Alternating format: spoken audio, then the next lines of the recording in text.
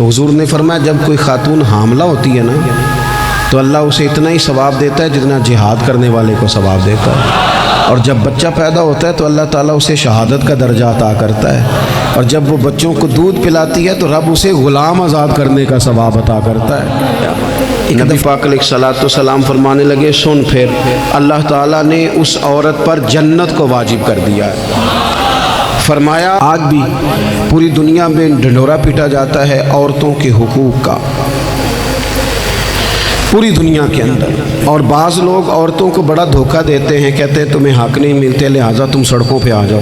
معاذ اللہ تمہیں حق نہیں ملتے لہٰذا تم معاذ اللہ بازاروں کی رونق بن جاؤ۔ عورتوں کو بڑا پریشان کیا جاتا ہے حقوق کے تعلق سے۔ نبی پاک علیہ السلام کی آمد سے پہلے کوئی خاتون کے ساتھ سلوک اچھا نہیں کیا جاتا تھا، اس کا کوئی جائیداد میں حصہ نہیں تھا۔ عورت کا خامد اگر فوت ہو جاتا تو وہ اپنے سسرال کے خاندان کی پراپرٹی بن جاتی معاذ اللہ، اور جس کے مرضی چاہے سپرد کر دیتے۔ ہندوستان کے بعض علاقوں میں ایسی کبھی رسمیں بھی پائی جاتی تھی کہ بعض عورتیں اپنے خامد کے ساتھ جل جانا مناسب سمجھتی تھی کہ بعد میں کوئی زندگی تو ہوگی نہیں، اور بیوہ خاتون اور طلاق یافتہ خاتون، اس کے بارے میں تو لوگوں کا خیال تھا کہ شاید یہ خاتون بالکل سوسائٹی اور سماج کا حصہ ہی نہیں ہونی چاہیے۔ قربان جائیں، یہ اعزاز میرے نبی پاک نے دیا ہے۔ حضور نے پہلی شادی ہی اس خاتون سے کی ہے جن کا پہلے بھی نکاح ہو چکا تھا، اور خاتون کو حضور نے حقوق دیے، جائیداد میں حصہ دیا، کہا جو بیٹیوں کی بہنوں کی پرورش کر کے آئے گا اور اچھی پرورش کر کے انہیں روانہ کر دے گا، جس طرح میری دو انگلیاں جڑی ہوئی ہیں میرے ساتھ جڑ کے جنت میں جائے گا۔ اور ایک روایت میں فرمایا کہ جب کسی کے ہاں بیٹی پیدا ہوتی ہے نا تو اللہ فرشتوں کو بھیجتا ہے، اور وہ اس کے گرد کھڑے ہو جاتے ہیں اور گھر والوں کو سلام کہتے ہیں، اور کہتے ہیں یہ ضعیفہ ایک ضعیفہ سے پیدا ہوئی ہے، یہ کمزور یعنی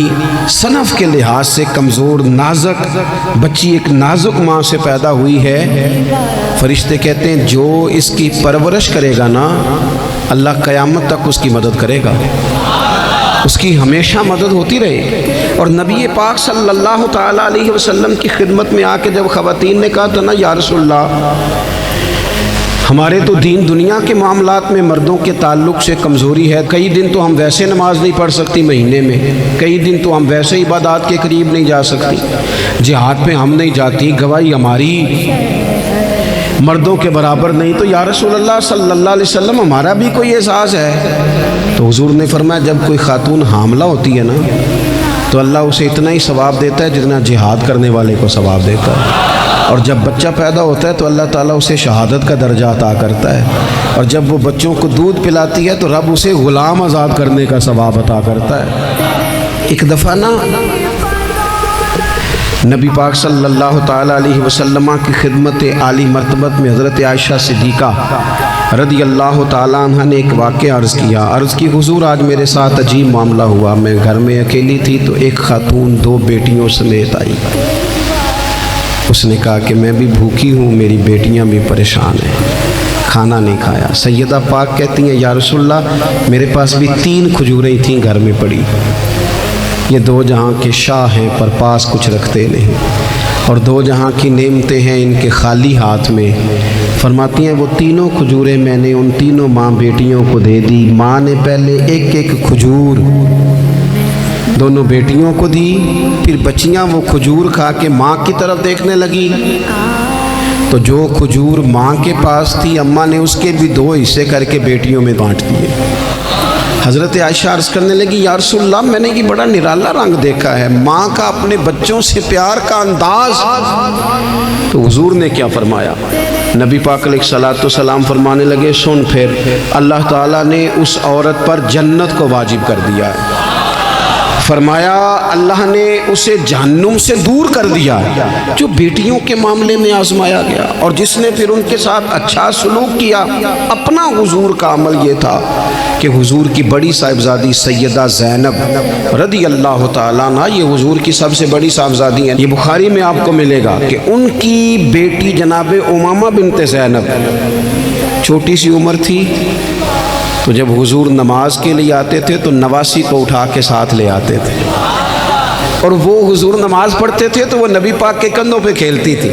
حضور نے عملاً بیٹیوں سے پیار کرنا سکھایا، بیٹیوں سے محبت کریں، بیٹیوں سے پیار کریں۔ بیٹیاں بڑی خیرخواہ ہوتی ہیں، بیٹیاں ماں باپ کی بڑی وفادار ہوتی ہیں، بیٹیاں بڑا خاص تعلق رکھتی ہیں۔ جوانوں، آپ سے بھی کہوں گا بہنوں کی طرف توجہ رکھیں۔ جو کسی کی بہن آپ کے گھر ہے اس کا بھی خاص احساس کریں، وہ بھی کسی کی بہن ہے، لیکن اپنی بہن کے ساتھ بھی خاص نسبت کا تعلق قائم رکھیں۔ رشتوں میں اعتدال ہونے چاہیے۔ اس صنف کو نبی پاک علیہ السلام نے خاص کر کے نوازا ہے، اور ہمارا بھی ان کے ساتھ خاص رشتہ ہونا چاہیے۔ اسی طرح کا معاملہ یتیموں کے ساتھ ہے، کمزوروں کے ساتھ ہے۔ دیکھو آج نا ہمارے ہاں کمزوروں، غریبوں، مسکینوں، یتیموں کی مدد تو کی جاتی ہے، لیکن انہیں لوگ اپنے ماحول کا حصہ نہیں بناتے۔